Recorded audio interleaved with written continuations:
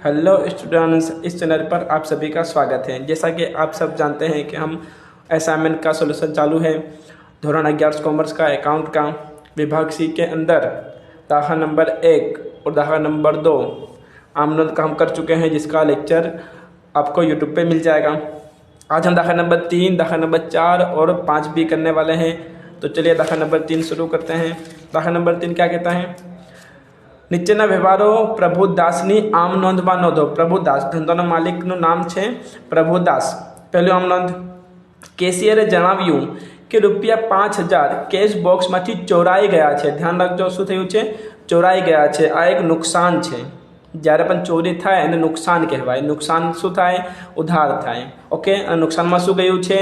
5000 રૂપિયા કેશ ગયા છે। તો આમ નોંધ શું થશે?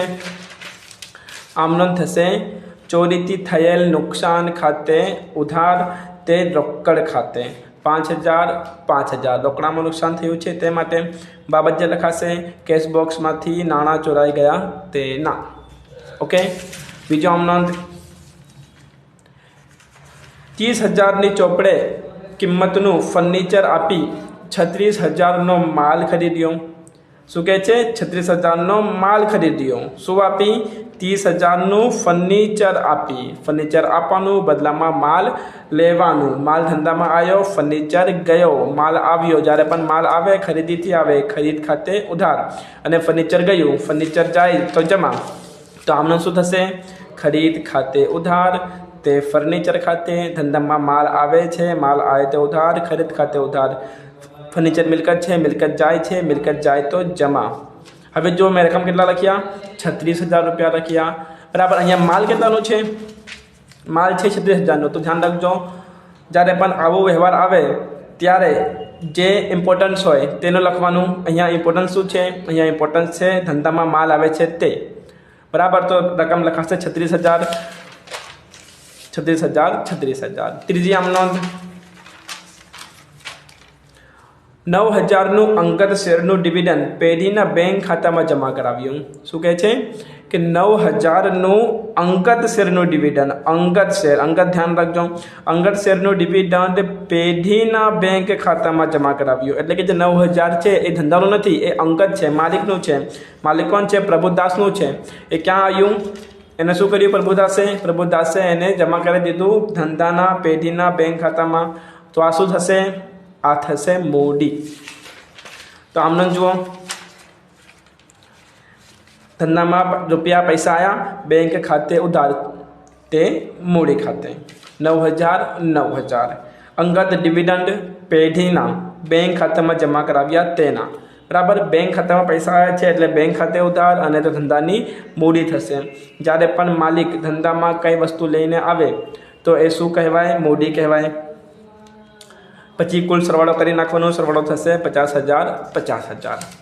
ચાલો દાખલા નંબર 4 તરફ આગળ વધીએ। દાખલા નંબર 4 શું કહે છે? નીચેના વ્યવહારો ચંદ્રકાંતની આમ નોંધમાં નોંધો। ચંદ્રકાંત ધંધાનો માલિક કોણ છે? ચંદ્રકાંત છે। ચલો પહેલો આમ નોંધ, મેનેજર મહેન્દ્ર કુમારને 15000 રૂપિયા ચાલુ માસનો પગાર ચૂકવવાનો થયો। શું કહે છે? પગાર ચૂકવવાનો થયો। પગાર આપ્યો નહીં, પગાર આપવાનું છે। કોને આપવાનું છે? મેનેજરને આપવાનું છે। પગાર ધંધાનો શું છે? ખર્ચ છે। પગાર થાય ઉધાર બાજુ। તો આમનો જુઓ, પગાર ખાતે ઉધાર। હવે જો પગાર આપ્યું નથી, આપવાનું છે, તો એને શું કહેવાય? ચૂકવવાનો બાકી પગાર કહેવાય। ઓકે, પગાર ખાતે ઉધાર તે ચૂકવવાના બાકી પગાર ખાતે 15000 બાબત જે મેનેજરને પગાર ચૂકવવાનો થયો તેના। બીજી આમ નોંધ, રૂપિયા 5000 છૂટા લીધા। શું લીધા? છૂટા, જેમાંથી રૂપિયા 50ની નોટ ચલણમાં ચાલે તેમ નથી। ચલણમાં ચાલે નથી એટલે કે એ નકલી નોટ હોઈ શકે। એ નોટ શું હોઈ શકે? નકલી હોઈ શકે। તેમજ રૂપિયા 10 ઓછા પ્રાપ્ત થયા। એટલે કે જ્યારે 500ના છૂટા લીધા ને ત્યારે 50ની નોટ નકલી આવી ગઈ અને 10 રૂપિયા ઓછા આવ્યા, એટલે નુકસાન થયું। કેટલા રૂપિયાનું? 50 ને 10 60 રૂપિયાનું નુકસાન થયું, બરાબર। આવું નાનું મોટું નુકસાન થાય તો આને શું કહેવાનું? પરચુરણ નુકસાન કહેવાનું। તો આમનું શું થશે? પરચુરણ નુકસાન ખાતે ઉધાર તે રોકડ ખાતે 60 રૂપિયા। बाबत जे छूटा लेता एक नोट नकली आव्યું અને 10 રૂપિયા ઓછા પ્રાપ્ત થયા તેના। આમનો નંબર 3 માતૃશ્રીની પુણ્યતિથિ નિમિત્તે પાંજરાપોળમાં ગાયોને ઘાસ ખવડાવવા રૂપિયા 3000 આપ્યા। એટલે કે કંઈ તો પૂજા કરવામાં એમણે માતૃશ્રીના પુણ્યતિથિ માટે શું કર્યું? ગાયોને ઘાસ ખવડાવવા 3000 રૂપિયા આપ્યા। જ્યારે પણ આવો કોઈ કાર્ય થાય તો એ શું કહેવાય? એ કહેવાય ધર્માદા। શું કહેવાય? ધર્માદા। શું લખાશે? આમનો શું થશે? ધર્માદા ખર્ચ। શું કહેવાય આને? ધર્માદા ખર્ચ। ધર્મની અંદર કોઈ પણ ખર્ચ થાય તો એને ધર્માદા ખર્ચ કહેવાય। ધર્માદા ખર્ચ ખાતે ઉધાર 3000 રોકડા આપ્યા, તે રોકડ ખાતે 3000 બાબત જે ગાયોને ઘાસ ખવડાવ્યા તેના દેવાનું કુલ સરવાળો 18060 18060। દાખલા નંબર 5 દાખલા નંબર 5 શું કહે છે? નીચેના વ્યવહારો કુંદનની આમ નોંધમાં નોંધો। શેની આમ નોંધ? કુંદન। કુંદન ધંધાનો માલિક છે। પહેલો આમ નોંધ જોઈએ। રાજ લિમિટેડના શેર નંગ 100 દર રૂપિયા 140ના ભાવે વેચ્યા। દલાલી 2% ચૂકવી। મળેલ ચેક બેંકમાં ભર્યા। તો અહીંયા કેટલા શેર છે? 100 શેર છે। કેટલા રૂપિયાના છે? 140 રૂપિયાના છે। એટલે કે 100 શેર ગુણ્યા 140 રૂપિયા, તો ટોટલ થશે 14000 રૂપિયાના શેર। એ આપણે શું કર્યું? વેચી દીધું અને વેચવાના બદલે શું ચૂકવ્યું? દલાલી ચૂકવી। દલાલી શું છે? આપણું ખર્ચ છે। દલાલી શું છે? ખર્ચ છે। અને જે વેચ્યા અને જે પૈસા મળ્યા એ શેમાં મળ્યા? એ ચેક મળ્યા, એને શું કર્યું? બેંકમાં ભરી દીધું। ચાલો આમનો જોઈએ। તો આમનો શું થશે કે સૌપ્રથમ વેચ્યું તો પૈસા આવશે, તો એ આવ્યું બેંકમાં, એટલે કે બેંક ખાતે ઉધાર 14000 રૂપિયા।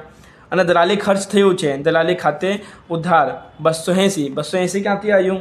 તો દલાલીના કેટલા છે? 2% છે, તો 14000 ગુણ્યા 2% કરીશું તો આવશે 280 રૂપિયા। એટલે કે દલાલીના કેટલા ખર્ચ થયા? 280 થયા, બરાબર। અને જો આપણો શેર જાય છે, જે રાજ લિમિટેડનો જે શેર છે એ જાય છે, એ રોકાણ છે। શેર શું હોય? આપણા માટે રોકાણ હોય। તો રોકાણ જઈ રહ્યો છે, એટલે કે મિલકત જાય છે, મિલકત જાય તે જમા। તે રાજ લિમિટેડના શેર ખાતે 14000 અને જે દલાલી છે એ રોકડમાં ચૂકવી છે, તે રોકડ ખાતે 280। રોકડ લખ્યું નથી, તે માટે સમજી લેવાનું કે રોકડમાં જ ચૂક્યું છે, કેમ કે દલાલીનું કીધું નથી કે બેંક ચૂકવ્યું છે, તે માટે દલાલી રોકડમાં આપ્યું છે, આવું આપણે સમજી શકીએ। બેંક ખાતે ઉધાર 14000, દલાલી ખાતે ઉધાર 280, રાજ લિમિટેડના શેર ખાતે જમા 14000, રોકડ ખાતે જમા 280। સમજી ગયા? ચાલો બીજો આમનો જોઈએ। બીજો આમનો શું કહે છે? વિનય પાસેના 3000 ના લેણા પેટે 40% રકમ મળી શકે તેમ નથી। એટલે કે વિનય પાસેથી 3000 લેવાના છે, એમાંથી 40% રકમ મળે જ નહીં। જ્યારે પણ કોઈએ પાસેથી આપણે રકમ માંગીએ અને જો તો ન મળે તો એને શું કહેવાય?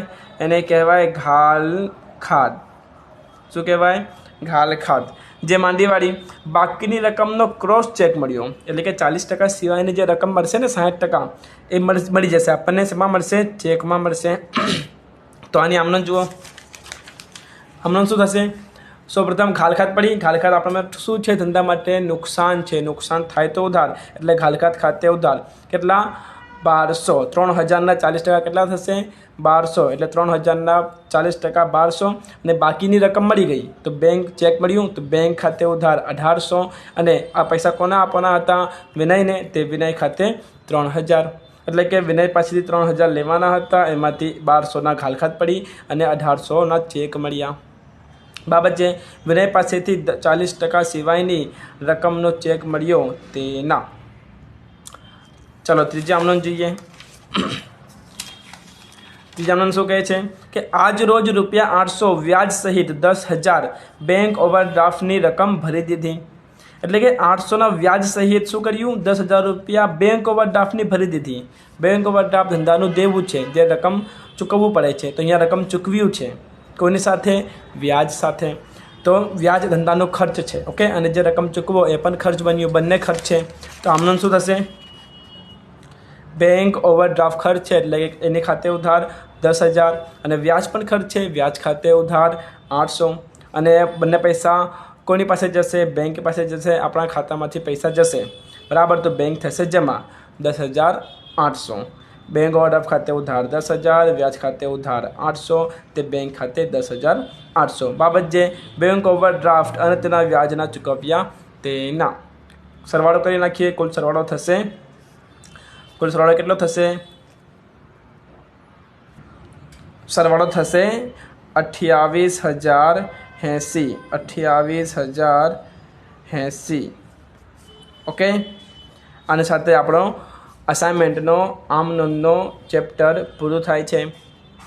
ચેનલને લાઈક કરો, આ વિડીયોને લાઈક કરો, શેર કરો અને સબસ્ક્રાઈબ કરતા ન ભૂલો. Thank you.